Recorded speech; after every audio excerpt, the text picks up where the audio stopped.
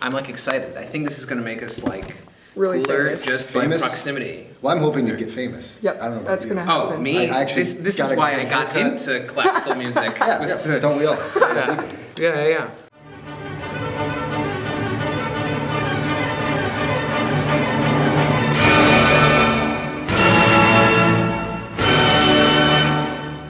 Hi, my name is Joseph Vanderstel. I play some guitar and I also do some piano. Used to play classical double bass, and now I'm a theory major.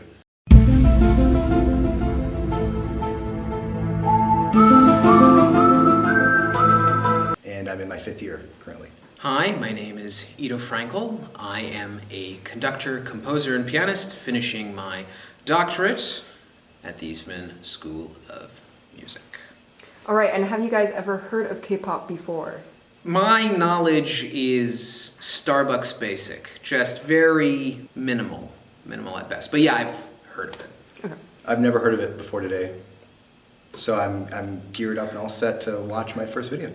So this one is named Gfriend, and this is their September 2017 release called Summer Rain. They consist of 6 members, and actually the song was composed and arranged not by them, but a composing duo named Seo Young-bae and Iggy. And then Okay. it quotes a classical piece, see if you can recognize it, and then I'd love to hear thoughts on how they use it afterwards. Yeah. Just like splurt out any music stuff you want, no Alright. matter how music theory-ish it is. I mean, The I'll more leave the music better. theory to him. I'll keep it fairly low key. I don't want to overwhelm the viewers. You want to overwhelm the viewers, that's the whole point. Here we go. It's conductor style. Ready.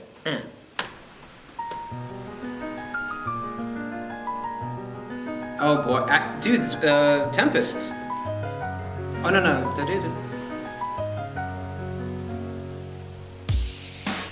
Is that a reference? Yeah, I mean, I wasn't. I just heard flat 6 to 5. Yeah. Ooh. I was writing the relative minor, okay. It's very common practice tonal. Yeah. I'm feeling this. Oh, that wasn't though.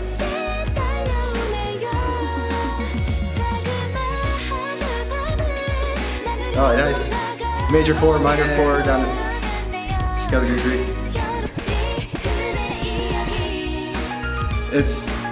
It keeps going back and forth between relative Yeah. major and minor. It's like trying to Yeah, go yeah. to one key or the other, but it's... Maybe by the end of the song, we'll figure out what that song actually is. It's not. It's a reference to actually something I know. I think it's actually verbatim. Really? Yeah. Like it's a quotation. Yeah. Oh, nice applied dominant. Okay. That's a nice progression. That's pretty cool.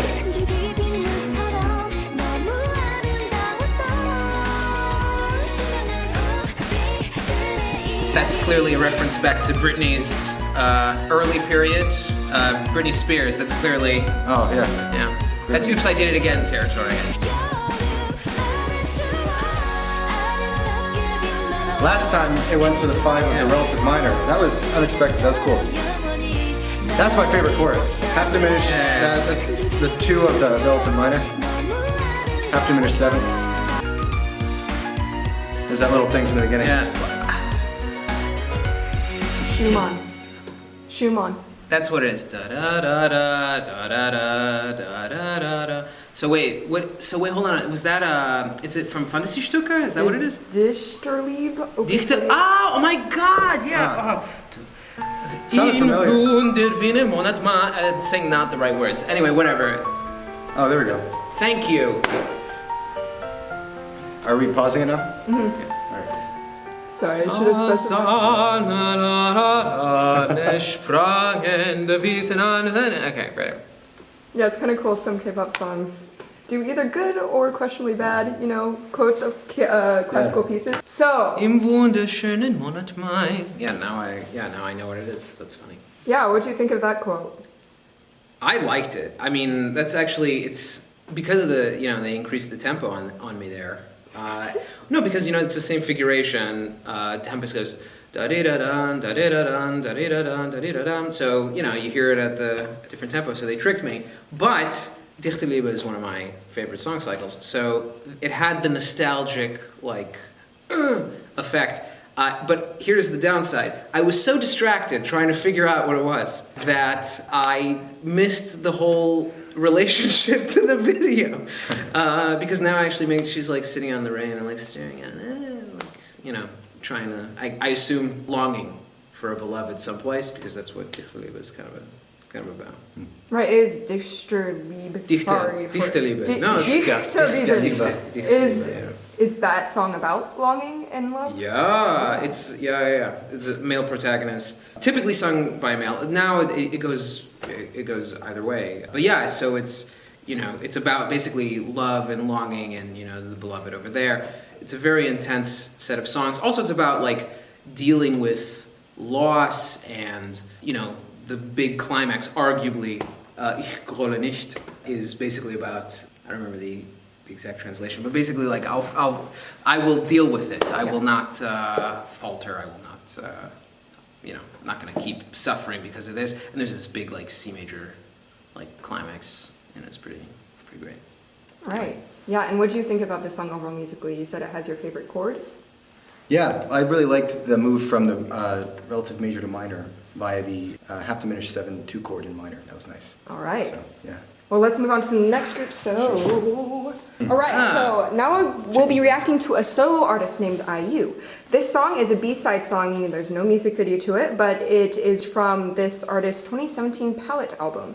It is composed by Kim Jaehyun, and the lyrics are written by this artist, and also this is the lyric video, so you'll be seeing the lyrics that she wrote. Cool. You wanna do the honors this time? I'll do the honors. You do the honors, yeah, please. Why not?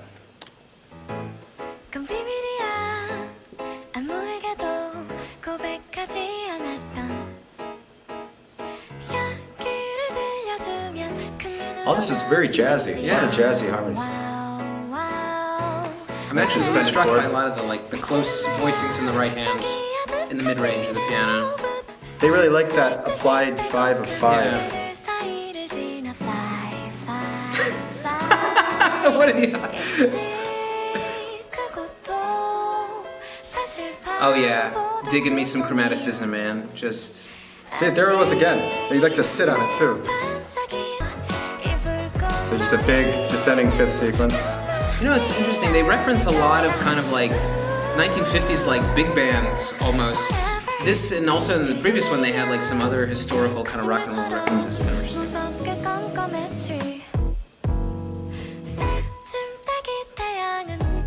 That was weird. Minor 2 to 1.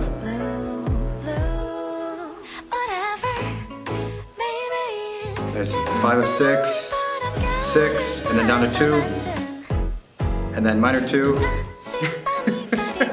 and then down to 1, which is so weird. Minor 1 or minor 2 to 1. It's a little too predictable, maybe. Although there's some soul. I'm trying to pay, you know, like the thing I get honed in on is like actually a lot of the voicings in the upper part of the chord rather than the. Yeah, the harmonies are very full. Yeah. Definitely. The groove's there too, so. Stevie Wonder reference, is that what that is? Hear that little weird synth sound in there? Oh, now down to 4, and back to 1.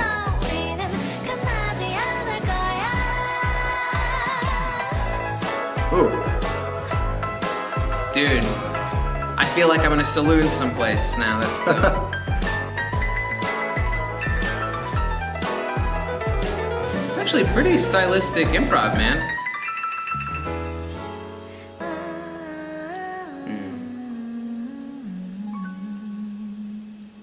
That was a nice chord. That was nice at the end.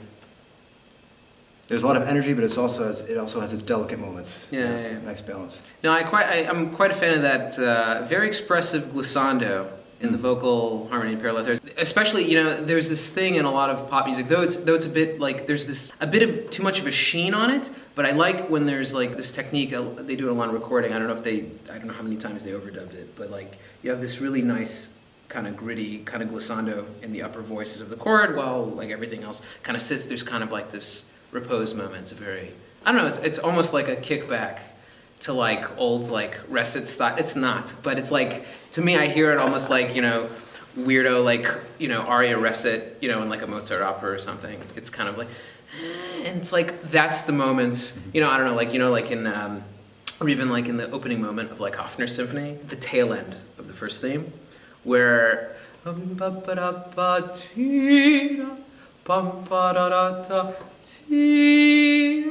there's this kind of thing there that I'm like, all right, and then the next thing happens and you're just like back in zone one. But that's my aesthetic impression. To me, it sounds like they're borrowing elements from modern pop music and, especially with the previous video, 50s rock and roll and then jazz harmonies. But the harmonic progressions are sort of unpredictable from common practice or jazz theory. So for example, the 2 chord going right to 1 was kind of unexpected. That was actually kind of shocking. Like, oh my gosh, I never hear that. Never hear that. I mean, I wonder if like some of the, because they have a lot of these weird close voicings, it almost is, it's like, because they just kind of plop over. Yeah, they don't prepare anything, they just kind of, next thing. It's kind of, yeah. They also love their cycle of fifths. 6, 2, 5, 1, 6, 2, 5, 1, 6, 2, 3, which is 5 of 6, 6. So they like to do that a lot. And it's same thing with the previous video too. So. Yeah, welcome to the K-pop world of secondary dominance and also using like as many genres of music as possible in one song. It's kind of like a mosaic. But purposefully, it's actually not thoughtless. There was a song that was released last year that was just wild. Genres just thrown in every verse, every chorus, every bridge, and it was, a lot of people didn't like it because it was so wild. Maybe I'll invite you guys back and show you that one. That'd be cool. Sure. It's weird. Okay, so now we'll be reacting to 2 male artists. This is a collaborative release in 2017 between 2 artists, d.ear. It's probably just d.ear. d.ear wrote and arranged and composed this song, and then he and an actual K-pop idol boy from a boy group called NCT performed it. I believe d.ear is an R&B or jazz solo artist. So with his type of music, he collabed with like a more poppy vocal performer. Got it. And so the person who starts singing the song is d.ear, and then the second person who kind of like answers his line is the K-pop idol. Okay. Ready. 우리가 나눈 긴 시간만큼 늘어난 내 맘엔 닿지 못한 채 그렇게 흘러가기도 Yeah. 했지만 Ooh. Whoa. What? how I feel please remember my answer. Oh, Boys to Men in the house. 모든 맘일 테니까 we'll be alright. I want to try again. 찾은다 Whoa. Oh, wow.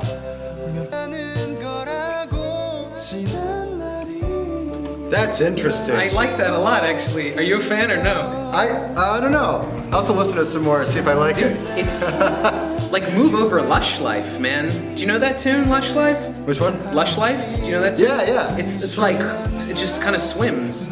Well, it's like you said before, it's like Yeah, just one chord Yeah. down a step.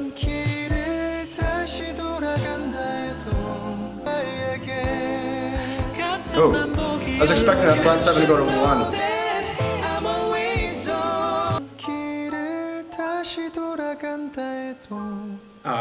Nice. Inner voicing, man. Ooh, Yeah. there's some Oscar Peterson.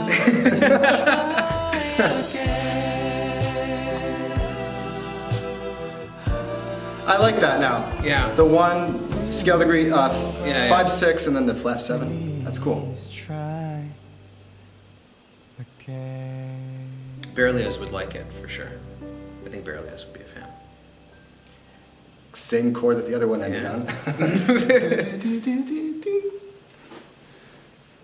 Pause? Is it done? Yeah. Okay, so do you mind explaining the moment that you guys are like, There was a moment where at first I didn't like it, and that was where it went from scale degree 1 to, and then there was a 5, 6 chord, so the bass went down a half step, and then that was followed by a flat 7 chord, so the bass went down another half step, and then I think the bass went down another half step to chord rooted on 6. And at first I was like, that's not anything that I've heard in a long time, but like the 3rd or 4th hearing I started liking it. I'm a big fan of like hardcore applied chromatic harmony. So I like go listen to like Gesualdo Morallasso from the sixth book of his madrigals. Oh, that's the most adventurous thing you get until like, you know, Wagner, Tristan, and Just Waldo, he's one of the most adventurous composers, Oh, period. I Tonal. love that stuff. Anyway, not necessarily saying this is like up there, but it has that reminiscence of chromatic swimming, and it pulls you in all these different tonal directions. So I was in love at first here, but you know, he took some persuasion. Right. Yeah, I know you know Yunyi, but Yunyi said before that when they just do the chord thing, they called it planing. Yep. Yeah. It's Okay. like a Debussy technique. Yeah. Is that what they were doing, or is this something different? No, this was like a product of voice leading. Yeah. It sounded like it was definitely with applied harmonies in mind. The device going from a major chord, bass down a half step, first inversion, bass down a half step, major chord is a device from 19th century classical music. I mean, you get that a lot. Right. Schubert songs. So that's not unheard of. But then it going directly down from flat 7 to a 6 chord, that was weird. So. Right. But you know, I'm trying to listen with open ears. Yeah.